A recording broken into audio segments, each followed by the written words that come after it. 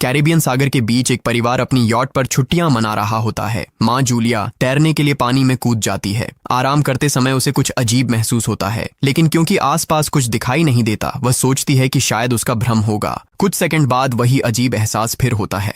इस बार भी कुछ नजर नहीं आता, लेकिन अब वह घबरा जाती है और यॉट की तरफ तैरना शुरू करती है। तभी अचानक कोई उसकी टांग खींचने लगता है और वह मदद के लिए जोर जोर से चिल्लाने लगती है। उसकी बेटी कैसी हेडफोन लगाकर म्यूजिक सुन रही होती है, इसलिए उसे कुछ सुनाई नहीं देता। पति टॉम और बेटा बेन मछली पकड़ने में व्यस्त होते हैं। जूलिया पानी के ऊपर टिकने की कोशिश करती है, लेकिन मुंह में पानी जाने की वजह से चिल्लाना मुश्किल हो जाता है। थोड़ी देर बाद टॉम को एहसास होता है कि काफी देर से उसने जूलिया को नहीं देखा। वह यॉट पर उसे ढूंढता है और फिर अपनी पत्नी को खतरे में देख लेता है। वह बच्चों को बुलाता है, यॉट को उस तरफ ले जाता है और पानी में कूद जाता है। जल्दी से जूलिया तक पहुंचकर उसे संभालता है और यॉट की ओर तैरता है। बच्चे दोनों को ऊपर खींच लेते हैं। परिवार जूलिया को संभालता है, लेकिन जूलिया खुद को समझाती है कि शायद लहरों की वजह से ऐसा हुआ होगा। रात को सब मिलकर बेन का जन्मदिन मनाते हैं। कैसी को उसके बॉयफ्रेंड का कॉल आता है, तो वह लैपटॉप लेकर बाहर चली जाती है। वीडियो कॉल में उसका बॉयफ्रेंड दिखाता है कि शहर के ऊपर बड़े बड़े काले बादल छा गए हैं। कॉल ग्लिच होकर फ्रीज हो जाती है। कैसी यह बात परिवार को बताने आती है, लेकिन टॉम कहता है कि शायद जमीन से दूर होने की वजह से सिग्नल कमजोर है। तभी सबको एक आवाज सुनाई देती है। वे सब बाहर जाते हैं और देखते हैं कि व्हेल मछलियों का एक समूह गुजर रहा है। टॉम समझाता है कि व्हेल मछलियां हमेशा पृथ्वी के मैग्नेटिक फील्ड को फॉलो करती हैं, लेकिन जब तूफान आता है तो वे कंफ्यूज हो जाती हैं। अचानक यॉट जोर से हिलती है और बेन गिर जाता है। टॉम को चिंता होती है कि कहीं यॉट को नुकसान तो नहीं पहुंचा, इसलिए वह डाइव करके नीचे चेक करने चला जाता है। कुछ देर बाद वह सतह पर वापस आता है, लेकिन उसके कंधे पर एक बड़ा घाव होता है। जूलिया तुरंत उसका जख्म सीती है। टॉम बताता है कि पानी के अंदर उसे ऐसा लगा जैसे उसके पीछे कोई बहुत बड़ा जीव था, लेकिन जब उसने मुड़कर देखा तो प्रोपेलर से कट लग गया। वह कहता है कि जो भी चीज थी बहुत बड़ी थी। टॉम को यॉट पर काफी नुकसान दिखाई देता है, इसलिए उन्हें मदद बुलानी पड़ती है।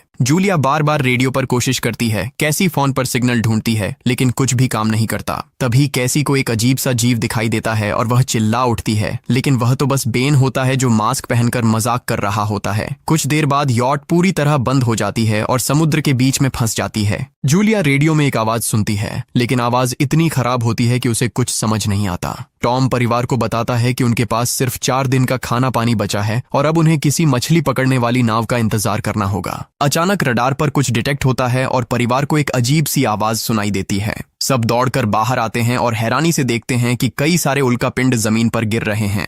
जहां जहां उल्कापिंड गिरते हैं वहां बड़े धमाके होते हैं। एक उल्कापिंड पानी में उनके पास गिरता है तो टॉम तुरंत यॉट को चलाने की कोशिश करता है। इंजन मुश्किल से चलता है, लेकिन तभी एक और उल्कापिंड उस इलाके को हिट करता है। परिवार डर के मारे एक दूसरे को कसकर पकड़ लेता है। तभी टॉम को समझ आता है कि जो आग के गोले गिर रहे हैं वे उल्कापिंड नहीं बल्कि सैटेलाइट्स हैं। उसी वक्त बेन देखता है कि यॉट से धुआं निकल रहा है। टॉम चेक करता है और कंफर्म होता है कि इंजन खराब हो गया है। हवा तेज होने लगती है तो फैमिली यॉट के अंदर छुप जाती है, बिना ये नोटिस किए कि कंपास बहुत तेजी से घूम रहा है। यॉट जोर जोर से हिलने लगती है। बेन फिर से गिर जाता है और इस बार उसे चोट भी लग जाती है। लहरें तेजी से यॉट से टकरा रही होती हैं। टॉम स्ट्रगल करके बाहर जाता है और लाइफ जैकेट्स लेकर आता है। तभी पावर चली जाती है। टॉम तुरंत पावर बॉक्स का बटन प्रेस करता है और लाइट वापस आ जाती है। उस वक्त बेन नोटिस करता है कि जूलिया की नाक से खून बह रहा है। जूलिया को चक्कर आने लगते हैं, जबकि कैसी सिंक पर जाकर उल्टी कर देती है। टॉम रेडियो ट्राई करता रहता है पर सिग्नल नहीं मिलता। अचानक एक तेज हाई पिच्ड नॉइज आती है और हवा और भी स्ट्रांग हो जाती है। जूलिया दरवाजे बंद करने की कोशिश करती है, पर एक हैच खुल जाता है और हवा खिड़कियां तोड़ने लगती है। टॉम एक फ्लेयर जलाता है और थोड़ी देर बाद अंधेरा छा जाता है। अगली सुबह फैमिली शॉक में उठती है कि वो स्टॉर्म से बच गए हैं, लेकिन यॉट आधी तबाह हो गई होती है। जब वो बाहर आते हैं तो देखते हैं कि समुद्र का पानी गायब हो गया है और यॉट अब जमीन पर अटकी है। सब ये देखकर शॉक में आ जाते हैं। कैसी सिग्नल चेक करती है पर नेटवर्क बिल्कुल डाउन होता है। बेन 2 मरे हुए केकड़ों से खेलने लगता है। टॉम कंपास चेक करता है और देखता है कि वो उल्टा हो गया है। ये आखिरी बार 7 लाख साल पहले हुआ था। कैसी को लगता है कि उसका बॉयफ्रेंड मर गया होगा और वो टूट जाती है। जब जूलिया उसे समझाने आती है तो कैसी उसे दूर कर देती है और छुपने चली जाती है। जूलिया और टॉम बची हुई सप्लाईज देखते हैं। बेन अपने बर्थडे बलून्स एक पत्थर से बांध देता है ताकि शायद कोई बचा हुआ सर्वाइवर देख ले। टॉम फिर रेडियो ट्राई करता है और इस बार एक आदमी से कनेक्शन हो जाता है। उसका नाम नाव होता है और वो एक सबमरीन का कैप्टन होता है। उसकी सबमरीन भी लैंड पर अटक गई है। वो कंफर्म करता है कि मैग्नेटिक पोल्स रिवर्स हो गए हैं, इसलिए ओशन पीछे हट गया है और जमीन डूब गई है। वो कहता है कि उसने अभी तक और सर्वाइवर्स नहीं देखे और कम्युनिकेशन सिस्टम सिस्टम्स बिल्कुल डाउन हो गए हैं। वो मजीद ये भी कहता है कि पोल्स फिर रिवर्स होंगे और शायद एक हफ्ते में समुंदर वापस आ जाएगा। वो फैमिली को वार्न करता है कि जितना हो सके ऊंची जगह चढ़ जाओ, क्योंकि जब पानी वापस आएगा तो वो बहुत खतरनाक होगा। वो बोलता है उसका पार्टनर क्रैश में मारा गया और सबमरीन में बस 3 लोगों की ही जगह है। जूलिया और टॉम उससे कहते हैं कि प्लीज हमारे बच्चों को बचा लो। वो उन्हें अपने कोऑर्डिनेट्स दे देता है। टॉम कैलकुलेट करता है कि सबमरीन तक पहुंचने में 2-3 दिन लगेंगे। वो फैमिली से कहता है आज रात अच्छे से आराम कर लो, कल सुबह हम निकलेंगे। अगली सुबह फैमिली सामान पैक कर रही होती है, तभी टॉम को पास में कुछ हिलता हुआ दिखता है। वो एक लंगड़ा आदमी होता है जिसके हाथ में हारपून होती है और साथ में एक कुत्ता लगातार भौंक रहा होता है। टॉम उसके पास जाता है और उसे पानी की बोतल देता है, लेकिन वो आदमी कुछ ऐसी भाषा में बोलता है जो टॉम समझ नहीं पाता। पानी पीने के बाद वो अजनबी अचानक टॉम के सिर पर बोतल मारता है और चेहरे पर जोर का लात मार देता है। जूलिया डर के मारे भागती है, लेकिन तब तक देर हो चुकी होती है। वो आदमी टॉम के पेट में हारपून घुसा चुका होता है। टॉम कुछ पल तक तड़पता है और फिर वो उसकी गर्दन भी काट देता है। फिर वो आदमी जूलिया के पीछे भागता है और उस पर हारपून फेंकता है, जिससे उसके कंधे में चोट लग जाती है। जूलिया दर्द सहते हुए यॉट के अंदर भागती है और बच्चों को बोलती है कि छुप जाओ। वो दरवाजा लॉक कर देती है। कैसी और बेन सोफे के अंदर घुस जाते हैं। जूलिया उन्हें फ्लेयर गन पकड़ाती है और खुद एक चाकू लेकर बाथरूम में छुप जाती है। वो आदमी दरवाजे पर जोर जोर से धक्के मारता है और आखिर अंदर घुस ही जाता है। पहले वो थोड़ा खाना उठाता है और फिर यॉट में इधर उधर ढूंढने लगता है, फिर बाथरूम की तरफ जाता है, लेकिन जूलिया समझदारी से एक छोटे छेद से बाहर निकल जाती है। वो आदमी सोचता है कि जूलिया भाग गई, लेकिन जैसे ही वो धीरे से निकलने लगती है, उसका कुत्ता उसे देख लेता है और भौंकने लगता है। कुत्ता उस पर झपटता है तो जूलिया चाकू से उसे मार देती है। कुत्ते की चीख सुनकर वो आदमी बाहर आता है और अपने कुत्ते की लाश देखकर आग बबूला हो जाता है। इस बीच जूलिया यॉट के दूसरे साइड से अंदर जाने की कोशिश करती है। वो ऊपर चढ़कर टूटी हुई खिड़की से अंदर घुसने लगती है, लेकिन वो आदमी पहले ही वहां पहुंच जाता है। वो उसे पकड़कर जोर से मुक्का मारता है, जिससे वो नीचे गिर जाती है। जूलिया फर्नीचर पकड़कर बचने की कोशिश करती है, लेकिन वो आदमी उसे लात मारकर दूर फेंक देता है। फिर वो उसकी कलाई पर पैर रख देता है ताकि वो चाकू छोड़ दे, और फिर उसके बाल पकड़कर उसका चेहरा जमीन पर दे मारता है और सोफे पर फेंककर उसका गला दबाने लगता है। बच्चे ये सब कुछ देख रहे होते हैं। कैसी बाहर निकलकर फ्लेयर गन चलाती है जो सीधा उस आदमी को लगती है। वो जल उठता है और यॉट में आग फैलने लगती है।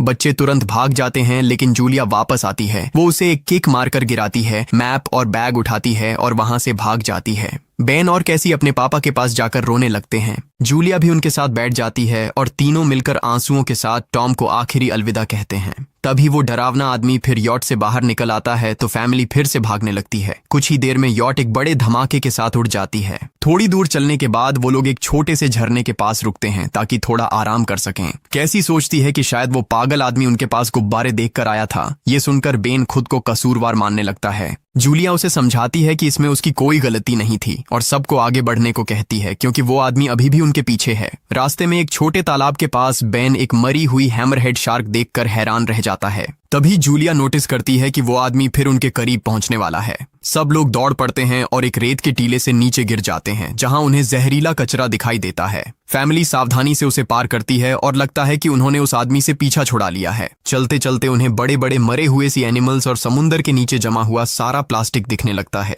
बेन धीरे धीरे चलने लगता है तो जूलिया समझ जाती है कि वो डिहाइड्रेशन के करीब है। वो सबको रुकने को कहती है। जब वो पानी की बोतल देखती है तो उसे झटका लगता है। बोतल में पानी लगभग खत्म हो चुका होता है। कैसी को एहसास होता है कि शायद उसने बोतल ठीक से बंद नहीं की थी। जूलिया गुस्से में चिल्लाती है कि उसकी लापरवाही की वजह से पानी खत्म हो गया। कैसी जवाब देती है, क्या फर्क पड़ता है, वैसे भी हम बचने वाले नहीं हैं। दोनों के बीच लंबी बहस होती है, फिर भी फैमिली आगे चलती रहती है। कुछ देर बाद उन्हें एक क्रैश हुआ प्लेन मिलता है। अंदर कुछ हिलता डुलता देख सब डर जाते हैं, लेकिन वो सिर्फ कुछ पक्षी होते हैं। फैमिली तय करती है कि रात यहीं प्लेन के अंदर गुजारेंगे। वो थोड़ा सा स्नैक शेयर करते हैं और जूलिया को टॉम की जैकेट में एक फैमिली फोटो मिलती है, जिसे देखकर उसका दिल टूट जाता है। कैसी पूछती है, मॉम आप और डैड की लव स्टोरी क्या थी? जूलिया मुस्कुराकर बताती है, टॉम हॉस्पिटल में मेरा पेशेंट था। फिर एक दिन उसने फूल और एक प्यारी सी कविता देकर अपना प्यार जताया था। रात के बीच में कैसी प्लेन से बाहर जाती है। तभी वो डरावना आदमी उसे पीछे से पकड़ने की कोशिश करता है, लेकिन जूलिया अचानक पीछे से उस पर टूट पड़ती है और बार बार चाकू से वार करके उसे मार देती है। कैसी अपनी माँ को गले लगाकर शांत करती है। अगली सुबह उस आदमी की लाश पर कीड़े गुंड पड़े होते हैं। फैमिली नोटिस करती है कि उसके शरीर पर कई काटने के निशान हैं, मतलब इस एरिया में कोई खतरनाक जीव छिपा हुआ है। जैसे ही वो लोग वहां से निकलते हैं, केकड़े उसके मुंह से बाहर निकल आते हैं। कुछ घंटों बाद जूलिया और कैसी मैप देख रही होती हैं, लेकिन बेन धीरे से आगे निकल जाता है। जूलिया चिल्लाती है, रुक जाओ, लेकिन बेन एक तालाब में झुककर पानी पीने लगता है। जूलिया तुरंत उसे खींचकर बाहर निकालती है और समझाती है कि अनजान पानी उसे बीमार कर सकता है। धूप बहुत तेज हो जाती है तो फैमिली अपने सिर कपड़ों से ढक लेती है। बेन को चक्कर आने लगते हैं। तभी उन्हें कुछ पुराने कुर्सियां मिलती हैं और जूलिया कैसी उनसे एक टेम्पररी शेल्टर बना लेती हैं। जूलिया बेन को इंजेक्शन लगाती है और तय करती है कि वो रात वहीं बिताएंगे। सुबह जूलिया एक अजीब सी आवाज सुनकर उठती है। बाहर जाकर देखती है तो क्रैब्स का एक बड़ा झुंड उनकी तरफ आ रहा होता है। वो तुरंत बच्चों को उठाती है और तीनों भागना शुरू कर देते हैं। भागते भागते उन्हें एक बड़ा कार्गो शिप दिखाई देता है। वहां 3 क्रू मेंबर्स जिंदा होते हैं। एक औरत उनकी मदद करना चाहती है, लेकिन बाकी 2 आदमी मना कर देते हैं और तीनों फैमिली को बाहर छोड़कर कंटेनर लॉक कर लेते हैं। क्रैब्स पास आ जाते हैं। जूलिया बच्चों को कंटेनर के ऊपर चढ़ाती है। खुद जब चढ़ने लगती है तो क्रैब्स उसके पैर को जोर से काट लेते हैं। बच्चे उसे खींचकर ऊपर चढ़ाते हैं, नहीं तो वो नीचे गिर जाती। कंटेनर के एक छेद से आधे क्रैब्स अंदर घुस जाते हैं। क्रू मेंबर्स फायरिंग शुरू करते हैं, लेकिन क्रैब्स उन पर हावी हो जाते हैं और दोनों को मार डालते हैं। आखिरी आदमी छत के होल तक पहुंचता है, लेकिन क्रैब्स उसे भी नीचे खींच लेते हैं और वो भी मर जाता है। जूलिया अपने जख्म पर पट्टी बांधती है और बेहोश हो जाती है। कुछ देर बाद जब वो उठती है तो खुद को रेत के तूफान के बीच अकेली पाती है। वो घबराकर बच्चों को ढूंढने लगती है। एक मरी हुई औरत का हथियार उठाती है और जोर जोर से चिल्लाती है। कैसी उसकी आवाज सुनकर लौट आती है और बताती है कि वो और बेन मदद ढूंढने गए थे, लेकिन कोई नहीं मिला। फिर दोनों बेन से मिलते हैं, जिसे एक खुला कंटेनर मिलता है जहां वो तूफान खत्म होने तक रुक सकते हैं। जूलिया टॉम का लाइटर निकालती है और अपने जख्म को जलाकर बंद करती है, जो बेहद दर्दनाक होता है। तूफान थमने के बाद उन्हें एक और कंटेनर मिलता है जिसमें बहुत सारी पानी की बोतलें होती हैं। बॉडीज चेक करते वक्त उन्हें एक रेडियो और एक गन भी मिलती है। जूलिया नाव से संपर्क करती है और बताती है कि मैप खो गया है। इस पर नाव बताता है कि उन पर आर्थ्रोपॉड्स ने हमला किया था, वो अबिस के जीव हैं जो ऑक्सीजन की वजह से पूरी तरह पागल हो चुके हैं। अब नाव फैमिली को जल्दी करने को बोलता है, क्योंकि उसके इंस्ट्रूमेंट्स ने कैलकुलेट किया है कि समुद्र उम्मीद से ज्यादा जल्दी वापस आएगा और उनके पास सिर्फ कुछ घंटे बचे हैं। वो एक फ्लेयर शूट करता है और फैमिली उस दिशा में चलना शुरू करती है। लंबी वॉक के बाद फैमिली को एक टूटा हुआ टॉयलेट मिलता है जिसमें बेन पेशाब करता है। अब वो लोग आखिरकार सबमरीन को पास ही देख लेते हैं, लेकिन वहां पहुंचने के लिए उन्हें एक बड़ा चट्टानी रास्ता पार करना होगा। जैसे ही वो रास्ते से गुजरते हैं, दीवारें हिलने लगती हैं और पत्थर गिरने लगते हैं, जिससे एक भयानक रॉक स्लाइड हो जाता है। जूलिया तुरंत अपने बच्चों को साइड में धक्का देती है और खुद भी पीछे हट जाती है ताकि कुचली न जाए। अब एक पत्थर की दीवार उनके बीच आ गई है। जूलिया बच्चों से कहती है कि वो बिना उसके आगे बढ़ जाए, लेकिन कैसी मना करती है और जोर देती है कि उसकी माँ को चढ़ने की कोशिश करनी चाहिए। बहुत बहस होती है और चिल्लाने के बाद जूलिया वादा करती है कि वो बाद में अपने बच्चों को ढूंढ लेगी। मजबूर होकर कैसी अपने भाई को खींचकर आगे ले जाती है। बच्चे चट्टानी रास्ता चढ़कर सबमरीन की तरफ भागते हैं, लेकिन वहां पहुंचकर देखते हैं कि नाव बाहर खून में लथपथ पड़ा है। वो समझाता है कि उसके लिए सब खत्म हो गया है और अब बच्चे सबमरीन ले सकते हैं। ये सोचकर कि एक एक्स्ट्रा जगह होगी, कैसी वापस अपनी माँ को ढूंढने भागती है। तभी जूलिया केकड़ों को आता देखती है और वो फायरिंग शुरू कर देती है। कुछ केकड़ों को वो मार देती है, लेकिन झुंड बहुत बड़ा होता है और सबसे लड़ना मुश्किल हो जाता है। उसी वक्त कैसी दीवार के ऊपर दिखाई देती है और हाथ आगे बढ़ाती है तो जूलिया अपने घायल पैर के बावजूद तेजी से चढ़ना शुरू करती है। कैसी की मदद से वो दूसरी तरफ पहुंच जाती है और दोनों साथ में सबमरीन की तरफ भागते हैं। बेन पहले से ही ऊपर खड़ा होता है और फायर खोल देता है ताकि केकड़े डिस्टर्ब रहें जब तक फैमिली ऊपर चढ़ जाए। केकड़े नाव के शरीर तक पहुंचते ही तुरंत उसे खाने लग जाते हैं। जूलिया गन उठाती है और फायरिंग जारी रखती है जब तक बच्चे अंदर चले जाएं। जब वो सुरक्षित हो जाते हैं, जूलिया समझती है कि गोलियां खत्म हो गई हैं, तो वो गन केकड़ों पर फेंक देती है और अपने बच्चों के साथ अंदर चली जाती है। फैमिली हैच को अच्छे से लॉक करती है और खिड़की से केकड़ों को सबमरीन के चारों तरफ देखती है। इसी वक्त समुद्र वापस आ जाता है तो तीनों तुरंत अपनी सीटों पर बैठकर बेल्ट पहन लेते हैं और एक दूसरे का हाथ पकड़ लेते हैं। तेज लहरें सबमरीन को जोर जोर से इधर उधर फेंकना शुरू कर देती हैं, जिससे जूलिया को पूरी जर्नी के विजन दिखने लगते हैं और कैसी उल्टी कर देती है। जल्दी ही वो हाई पिच आवाज वापस आती है और फैमिली बेहोश हो जाती है। कुछ देर बाद जूलिया और बच्चे होश में आते हैं और खुद को जिंदा देखकर खुश होते हैं। वो हैच अनलॉक करके बाहर निकलते हैं और देखते हैं कि लहरों ने सबमरीन को एक तबाह शहर में गिरा दिया है। यानी अब जिंदा रहने और नया जीवन शुरू करने की उम्मीद है। और यहीं पर फिल्म खत्म होती है। चैनल को सब्सक्राइब करना न भूलें और बेल आइकन जरूर दबाएं ताकि आपको ऐसे ही मजेदार वीडियो मिलते रहें। देखने के लिए धन्यवाद।